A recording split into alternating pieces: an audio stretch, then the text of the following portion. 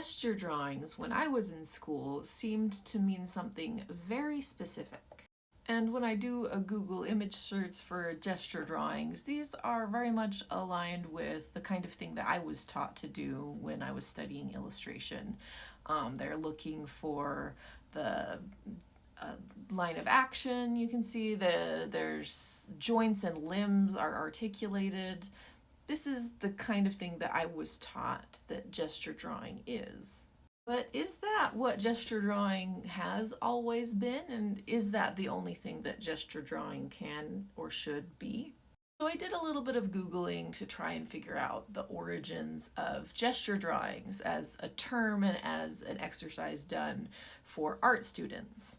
I did find some blog posts that would make some kind of vague assertion that, oh, artists have been doing gesture drawing for centuries, or they'd claim that, oh, the earliest gesture drawings were done on cave walls.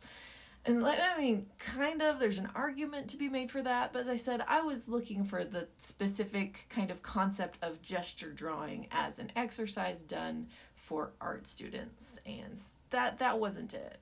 You can say what you want about Wikipedia, but it is a pretty great place for finding sources so you can see where they get their information. So when I look at the entry in Wikipedia, they list as their source this book, The Natural Way to Draw.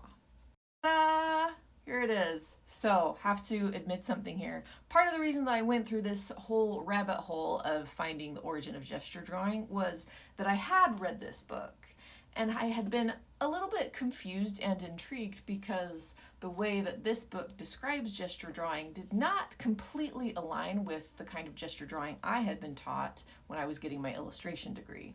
However, as far as I can tell, as far as my Googling was able to show me, this is the first place that gesture drawing was articulated and set down and popularized as an exercise to teach to drawing students. However, how gesture drawing was described here is not what it has become.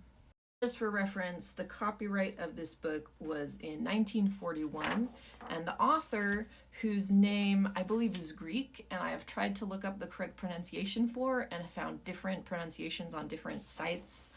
I think it might be Kimon Nicolaides, but I might be pronouncing that wrong.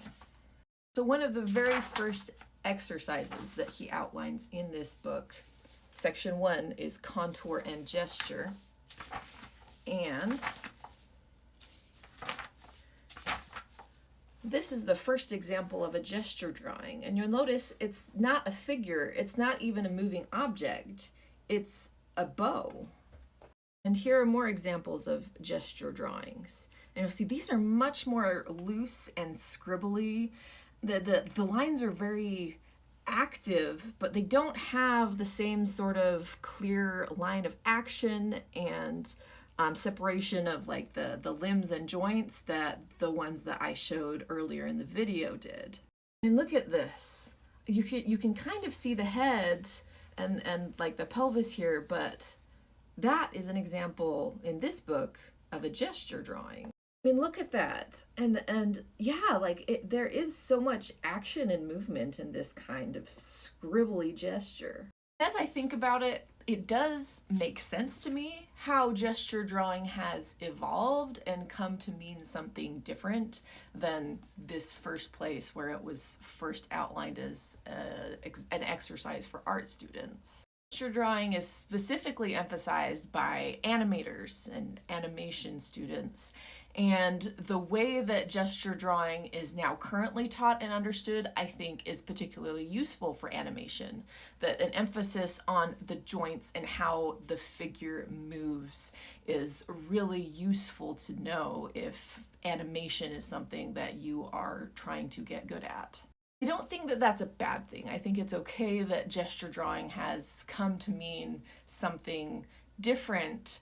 I wish that we could maybe expand the understanding of gesture drawing, that students could do something that's a little bit more loose and exploratory, has a little bit of that scribble quality of the examples of gesture drawing in this book, because I think that There is just a rawness, a looseness, an abstraction that is really useful for students to learn, that is lost when gesture drawing becomes this really specific and disciplined way of drawing a figure.